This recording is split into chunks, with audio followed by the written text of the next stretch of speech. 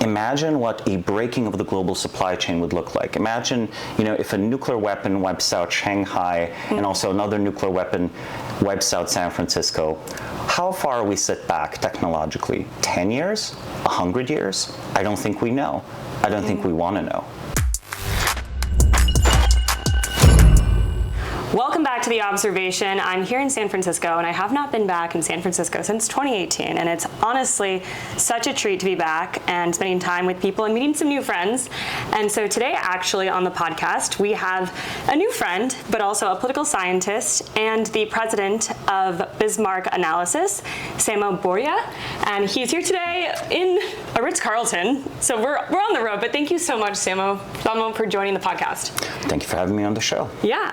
Before we dive into the podcast, I want to shout out to our sponsors, Cash App. Cash App, when personal finance meets your funds and the stuff that matters, that's money, that's Cash App. Download the app, buy Bitcoin, not financial advice. All right, let's get into it. So, Samo, you're from Slovenia originally. Yes. And we would love to just get a little bit of your background because you do risk analysis for some of the top founders and leaders in this country and around the world. Would you go that far to say? I think this country actually is a world leader in very important things when it comes to investors or entrepreneurs. Yeah. Some of the largest names at least make their money in the United States and make their impact on the world in the United States.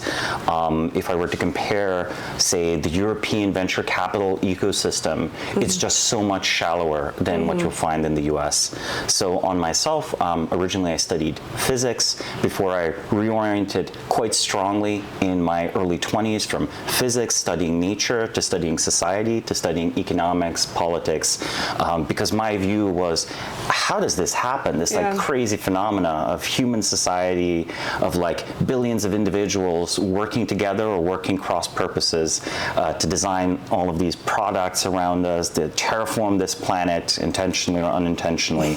That seemed the most interesting phenomena in the universe to me, by far, more interesting than quarks or fusion or whatever else you'll have. But I do think that kind of a grounding in natural sciences and STEM really does help with rigorous thinking. So I wish more people made this cross in both directions, honestly, between hard sciences to social sciences and back again. And then with regard to my company, Bismarck Analysis is a political risk consulting firm. We basically offer economic and political analysis and advice. Some of our more interesting clients include people like Peter Thiel of PayPal and Jaan of Skype and so on. So Peter Thiel, interesting. So, I saw, obviously doing my research on you that you were talking a little bit of an Immortal Society, and that's interesting to me that it has not existed yet. And I would love to know kind of what your thought is about that, and are you hoping and wishing for that to happen? Well, it seems to me any sort of impact you want to make in the world is always bounded by the society you find yourself in. The famous poem of Ozymandias finding the statue of the ancient Egyptian pharaoh, and all that's left of this glorious king is just the legs, right? That's as true of ancient mathematicians, scientists, philosophers, religious leaders as it is of the pharaohs of the world, right? A lot of my friends who are very interested in mathematics believe it's a road to immortality, right? Because people will always remember your proof. We know historically that's not true. We've lost most of the writing from even classical civilizations. So ancient Greece, Rome, something like 94% of the authors who are known by name, by reference, right, in existing works, 94% of them, we have not even a fragment of writing preserved. So the idea that we sort of got the best from antiquity, that's false. We actually even still discover new math and science that we thought, say, ancient Greeks didn't have, which it turns out they did have. Interesting things like Heron's steam engine, the Antikythera mechanism, which is a simple computational device. We only found that because it was made of this precisely machined bronze, this marvelous device that allows you to calculate all sorts of interesting astronomical events. We only found that on a shipwreck. Had that sort of device been on land in a temple or a marketplace in the Middle Ages, people would melt it down for bronze as soon as it broke. So I wonder if our own society were to fail, how long would those CPUs last before we would melt down all our electronics for the precious metals in them? That's so interesting.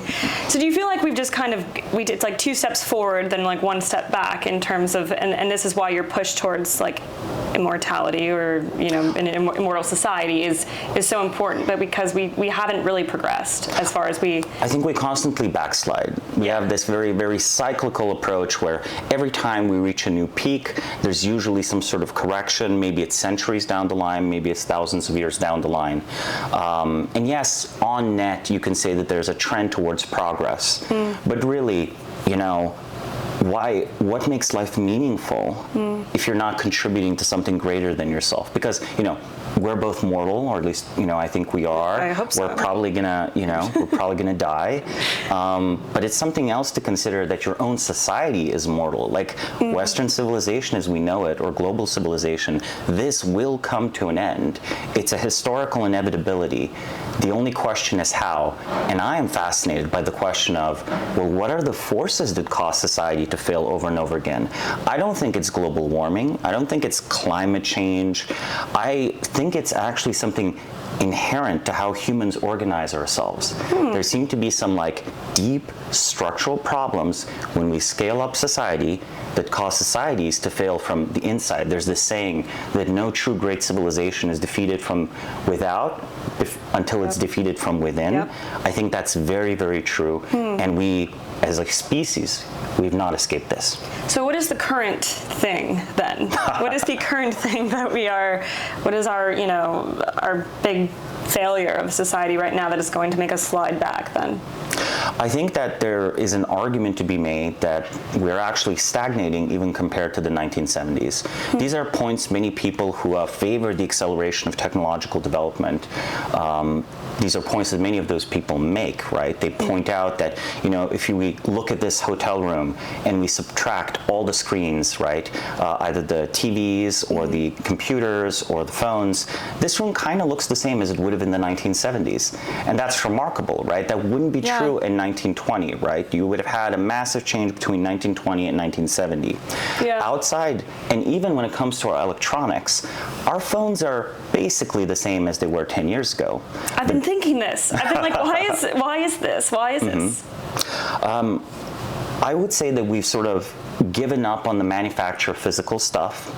For now, we are still open to creating new information products, be it, let's say crypto, like new financial instruments there, or be it artificial intelligence, which is just another way of trying to deliver on the promise that software is going to eat the world and all of that. But I wonder whether even in that domain, we aren't slowly rendering one thing after the other too disruptive, too dangerous, too socially irresponsible, et cetera, locking down all possibilities of growth. And this then leads me to answer your original question.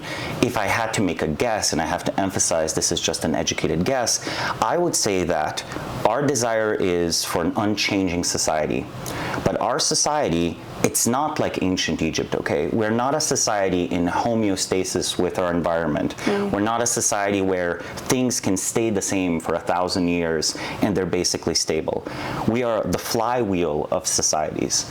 This whole thing, once it stops spinning, has to come crashing down because we have embedded growth obligations in all our institutions, be they government, education, housing, et cetera, right? There's a reason that we have these ballooning costs of housing, of medicine, of education. The only reason these haven't sort of crushed us, socioeconomically speaking, is because we slightly outgrow them all the time, right? We would have to do education, housing, medicine very, very differently if we were to sustain the kind of social organization we have. And more fundamentally, if you have a pretense of democracy, or at least material redistribution in the name of democracy, you have to have a growing pie. As soon as the pie is not growing, this is not a positive-sum game, it becomes a zero-sum game. Everyone's talking about polarization as if it is a problem of information policy, just change the owner of Twitter, or, we bully Zuckerberg enough until he fixes Facebook and then we're no longer polarized. Well, no. If the cake isn't growing, the most natural and rational thing for a citizen to do is to polarize themselves with 50% to go against the other 50%. Beat them up and take their metaphorical lunch money, right? That's what democracy incentivizes. And look, we love democracy as a civilization, as a principle, we've committed to it. Yeah. But we committed to it in a time of industrial growth. So if we stop the growth, maybe we're just in for some very nasty political fights, and that could be the kind of thing that destroys a civilization, right? Especially with if it came to something like a serious new global war, for example, right? Let's say America stops growing, China stops growing, they more and more blame each other for each other's problems, right? We wouldn't know anything about that, right? Blaming the Russians or the Chinese for American problems, I think that's traditional. Yeah. And they're doing the same thing, right? How does Putin excuse all the failures of the Russian system? Well, it's NATO, you see, right? And in China, I guarantee you, they're excusing the lack of growth on America's sanctions. America's sanctions had an impact, but the real utility is that there's a foreign scapegoat, a foreign enemy. Yeah. And if that goes out of hand, you could really have a devastating crack in global logistics, right? We all saw sort of some of the energy price hikes in Europe from a very regional war, the war between Ukraine and Russia. Yeah. Imagine what a breaking of the global supply chain would look like. Imagine, if a nuclear weapon wipes out Shanghai and also another nuclear weapon wipes out San Francisco. How far we sit back technologically? 10 years? 100 years? I don't think we know. I don't think we want to know. God, that's scary. That's scary. Well, you asked about the end of our civilization. There are no happy answers. We went deep fast, but it is interesting. I mean, even today in the news, we have Gary Gensler coming out and coming after Kraken. I know this is more crypto specific, but we're talking about keeping innovation and the U.S. as a global superpower. And it's interesting to see that the U.S. seems like it kind of hates crypto and growing, and well, at least Gary Gensler hates maybe crypto and came after Kraken. So but then you have China over here and just keeps iterating. And I'm kind of interested to know what you think about that.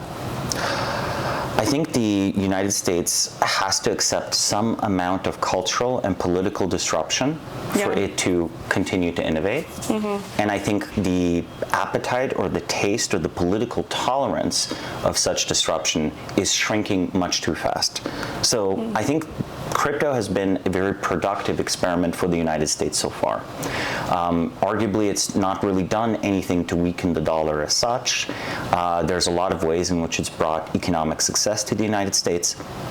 I think it would be in the enlightened self-interest of the United States to allow this new form of finance to continue. But will the U.S. actually pursue a broad-minded national interest?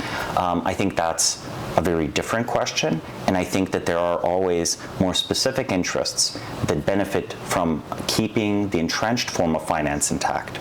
I think my view on crypto is that crypto is one of the few checks on the corruption of normal finance. Let's consider, the most recent blow up in crypto that was, significant. I think it was the SBF debacle. Yeah, FTX, yeah. Yeah. Sam Bankman-Fried was a major donor of many politicians, leaning Democratic Party, but had some Republican politicians about 80-20 in terms of donors. Exactly. Both complicit, one side much more so. Yeah. In a way, he was behaving much more as a classical American financial elite. It was actually unusual to donate that much politically. Yeah. Crypto is shockingly apolitical. If you're going to have an experimental financial class of people making a lot of money, making fortunes, losing fortunes, well, first off, you don't want them to defraud anyone. But secondly, it's kind of neat that they're mostly apolitical. Like the U.S. should like count its blessings. There are few countries where you could have an entire new financial industry emerge and just not have its fingers in all the political stuff.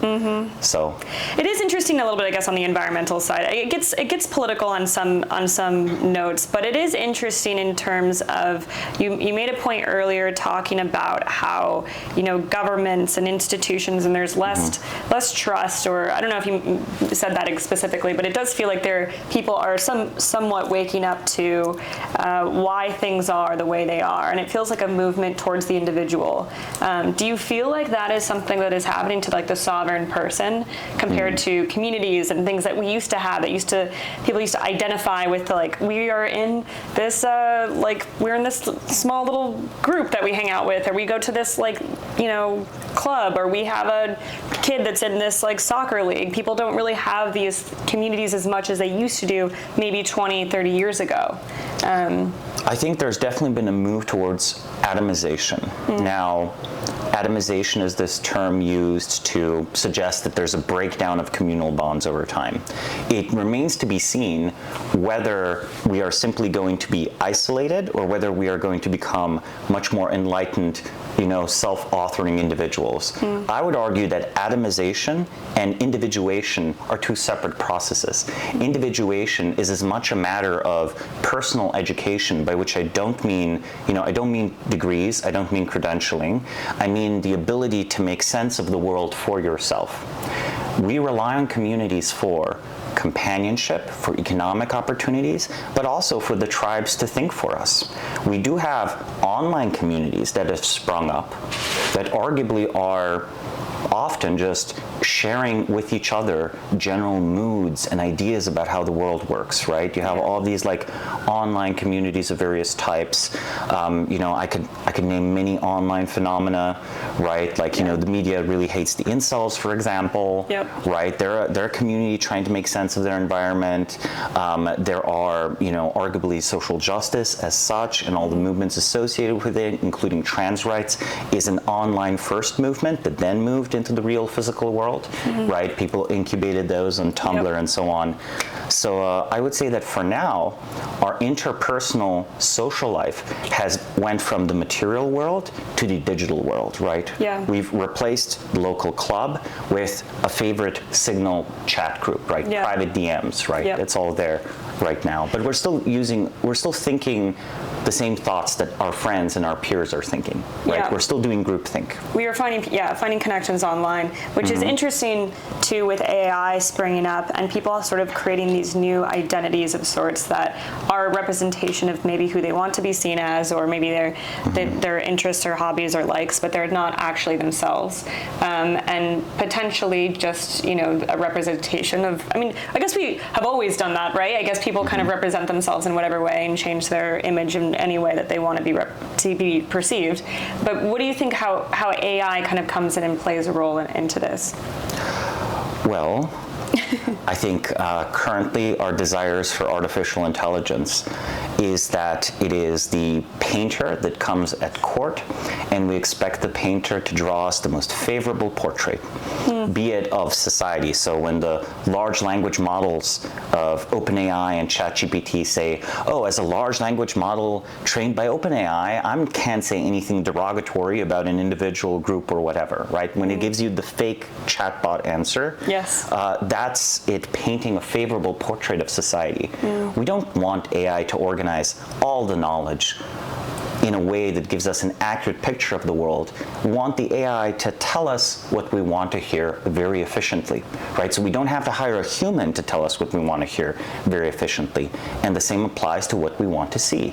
A lot has been made of the AI filters, the beauty enhancing filters. I don't know whether your show uses any. I hope they'll make me look better. No, you look great, Samo. You don't need anything. You look great. No. No. We all need narcissistic supply, right? Yeah. Yeah. And that is what the AI will happily provide us. It will flatter us in text, it will flatter us in images, and it will sell us things much more efficiently than you and I could But then ever sell to do we lose an audience. ourselves then in that? And then it kind of goes back to the individual. Do we lose ourselves in some way if we are this other identity? It is an interesting, like, who do we become then? I think it's a case where the image eats the person. I think one of the main reasons we have such high rates of mental illness, depression, is because the social facades we've constructed and now personally have to maintain online, right, are exhausting. They demand our emotional labor. In a lifetime of constantly being recorded, a single outburst can destroy a career.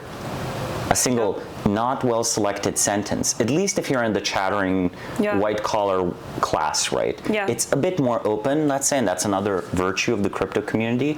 People can be more eccentric here. And I actually wish the AI people were more eccentric. You know, this is one of the things I think, you know... That's a take, I feel like. Oh, yeah. Weirdos like Eliezer Yudkowsky, you know, they have many flaws, but they're correct about being weird and not being corporate. Yeah. I trust the weirdo more than the corporate PR spokesman. So do I. Yeah. That's a tip for everyone out there. Okay, I'd love to go to the live player theory. We talked a little about it the other night, but I would love for you to share it on the pod. Right. Well, I wrote this essay outlining the difference between live players and dead players. It slightly is related to the topic of this individual education we described a while ago. As soon as you deeply understand your own environment, you process your own information, you can, on first principles, make new moves, things you have never seen anyone else do, things that no one in your reference class has done before. And if you're smart about it, these will actually be very adaptive to you. They'll be good for your environment. You will be able to creatively make new decisions. Versus if you adhere to conventions and you let others think for you, then you are playing off a script. You don't even know who's written this script. So the metaphor of the live versus dead player, well, let's imagine someone that is playing, be it a game of cards, chess, or a video game, and they're actually looking at the game and they're playing, and someone else is giving a memorized play. Something they've, decided how they're going to do in advance. No matter how good the scripted game is, eventually a live player beats a dead player. And I think in our society, the number of live players is very low. I think currently in the world, to define how many truly creative individuals there are of this type, I think it's something like 20,000 people, maybe 50,000 people. And you can recognize them. These are the individuals who might have 3 or 4 different extremely successful careers. Back when I wrote the essay, I used Elon Musk as an example. Today, that's a boring example because everyone's like, oh, that's just Elon. I'm like, no, it's not just Elon, okay? There are thousands of people like this, right? You have people who, to give an older example, whatever you think of Arnold Schwarzenegger, isn't it incredible that someone can be, a bodybuilding champion that knows how to pivot into acting successfully, breaks through with like this documentary, this weird, movie called Conan the Barbarian, and then pivots successfully into politics after marrying a Kennedy. Do you think that choice of spouse is accidental? I mean, I'm sure he married for love. Yeah. But come on, isn't it wonderful when love is so to become practical? The governor of California and like that, it's an amazing achievement. It's an amazing achievement. Yeah. Do you think that's like achievable for anyone? I think that's kind of a very rare thing for someone to be able to do that. Well, if everyone was a live player, then perhaps the highest honors would not be achievable for everyone. But I think everyone has the potential to individuate, to develop their own ability to think for themselves, perceive their environment, and become comfortable with calculated risk. And as soon as you start doing that, you'll make terrible mistakes. I mean, maybe for Elon, buying Twitter was a terrible mistake. Do you think it was a terrible mistake? I'm not going to talk about that. But, the case is that on net, both individuals and society as a whole benefits from this sort of improvised, virtuoso, live perspective. And we get much less stability than you might think by adhering to convention. The most dangerous thing in the world is a whole society doing exactly what everyone else does. That seems stable because things remain the same, but it's extremely fragile. it means the whole society kind of can go off a cliff. But does that not what we get when we use things like ChatGPT? If we're kind of using the same code over and over again, is that not the same result that we would be getting, the same script, if you will? Well, I think first off, even before ChatGPT, most people were operating off of cultural scripts, right? They might have gotten their stereotype from a movie, right? How many people have a worldview that is about as complicated as the Marvel Cinematic Universe, okay? They take it as the guide stone on morality, on action, etc. So mass media making us all much more similar, that's nothing new. That's been with us for a century, maybe for several centuries if we take mass literacy to be the first form of this.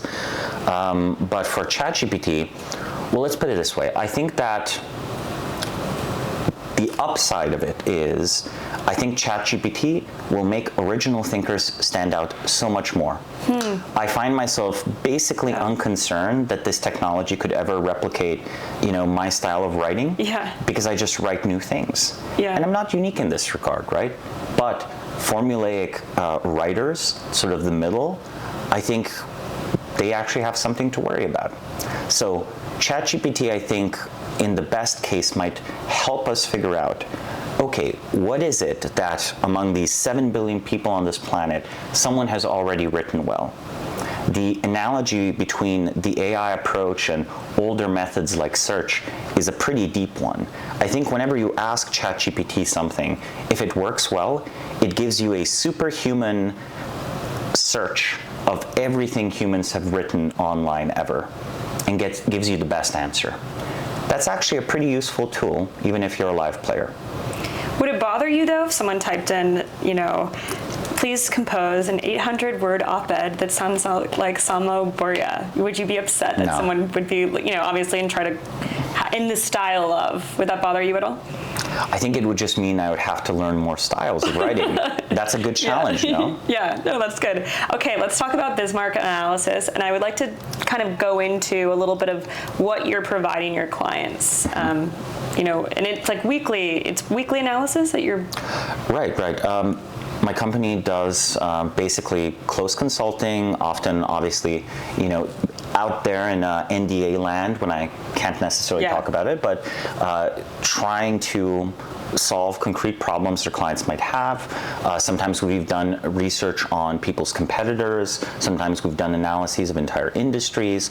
Other times still we've identified, say, key decision makers in a government, right? One of our clients once asked us to just analyze Saudi Arabia's sovereign wealth fund and find all the key stakeholders and decision makers beyond, of course, Prince MBS he's his own matter, but who are the other people? Who matters? Who doesn't matter, right? And honestly, I love that. To me, that's applied political science. That's, to me, applied economics. If you can't figure out who's in charge, can you really say you understand politics? I don't think you can, right? But a product that maybe your audience would be interested in subscribing to is the Bismarck Brief. And in fact, some of our much more highly paying clients also do read that. It is a weekly, in-depth, 4,000 to 5,000 word analysis of either a key, powerful individual and all of the organizations that they have, an industry, a technology, or a company, sometimes also governments. To give some examples, we just did a brief last week on the Sulzberger family, who are the family that owns the New York Times. Many people don't know the New York Times is a family business. They actually have a brilliant setup where, young people from the family work at other newspapers, and then around the age 30, they're brought in. That way, there's no appearance of nepotism. You have someone that's an impeccably credentialed journalist, and suddenly they're the publisher. Isn't that funny? And maybe the newspaper actually works better than that. They make the argument that if they didn't keep control of the New York Times, if it was up to shareholders, then really, the opinion, the editorial board could be bought, right? So that's like a fun analysis. That is interesting. Right? I love that, And it feels strategically relevant to people because it really is. You need to understand who is in charge at the New York Times. Or a different brief we wrote on the progress of photovoltaic technology and how, in a very important sense, California and Germany have given huge subsidies to green energy. And these subsidies have given huge profits to China. Right? They were presumably assuming that German companies, Californian companies, American companies would be producing the solar cells and the windmills and so on. But say China completely cornered this market on photovoltaics. And one of the best things about it is because it's a relatively pricey product, we only have a few hundred subscribers. When someone emails in a correction, I love how well educated the typical subscriber is to the brief. I actually personally still read all of those, right? Love that. I have people who handle like a lot of the other stuff, but I personally... You're like, I want to know. When my analysts get it wrong. I personally review every brief. I often do some of the research on them. So for me, it's a fun experience to think about the world really systematically, kind of make a world map of everything that matters. Yeah, amazing. Definitely sign up. And what's the link? Drop the links. We'll probably put this at the end as well. Yeah. It's brief.bismarckanalysis.com. Amazing. Okay, now I just want to get your overall, on a lighter note, take on San Francisco tech culture, because I am here for the first time in 5 years, and I'm just taking it all in. It's interesting. They say that it's 5-to-1 men to women in this city, which I think is pretty shocking. And they've also said that the population's dropped by 20% and moved to, since the pandemic, and moved to Austin, Florida, different places like that. It does seem like a tough dating scene out here. And what has happened to Silicon Valley? What has happened to SF? What are your thoughts on it? Because people do talk about this daily on Twitter, and we need answers from a local. Well, tough for women or tough for men? Well, it must be great for men. Tough for women. Great for women. It must be tough for men? I don't know. I actually think women have a difficult time here as well. I think it's sort of the case that, a lot of the men in San Francisco don't necessarily appreciate how much value providing community and taking care of the social environment provides. The social scene, the party scene is very smart. I love the city for that reason. You can go to any party and there's going to be someone that's a brilliant mathematician, right? And that's wonderful. That's great to have. But I wish I would meet more brilliant musicians. That's what I try to cultivate in my friend group as well. I wish that more people read literature, and I really wish that more people had a deeper interest in other topics, right? Yeah. So that's on the intellectual end, but on the social end, you need to maintain a friend group, okay? Yeah. Having a sad beanbag room with, a basic playlist and some non-alcoholic kombuchas, that just doesn't cut it. That's a boring party. And I think if guys in San Francisco want to date well, I think they need to throw better parties. The parties have to be more tasteful. They have to dress well. Maybe they shouldn't wear a hoodie. Maybe they should discover new fashion. And if they did that, the city would be so pleasant. I think the gender imbalance would fix itself. Yeah. Do you think the LA women and the New York women, they don't want a guy making $300,000 or $400,000 a year easy? They do. They just want him to be pleasant to be around, to be socially intelligent, because women understand something that men miss, is that so many of the best opportunities in life, they won't just come out of being a brilliant mathematician. They'll come out of having the network of people that recognizes you as a brilliant mathematician, right? Interesting. So even if you want to just be a mathematician, having a socially intelligent girlfriend or being socially intelligent will do much better things for you. You need the network. You need the network. You need the network. Yeah. So do you have any SF stories, parties, things that you've enjoyed out here?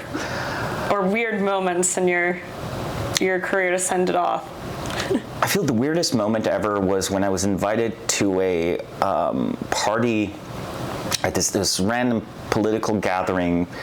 I look around the room, someone's organized this gathering, and they're just serving pizza, and everyone in the room is worth, except for me, worth over 100 million.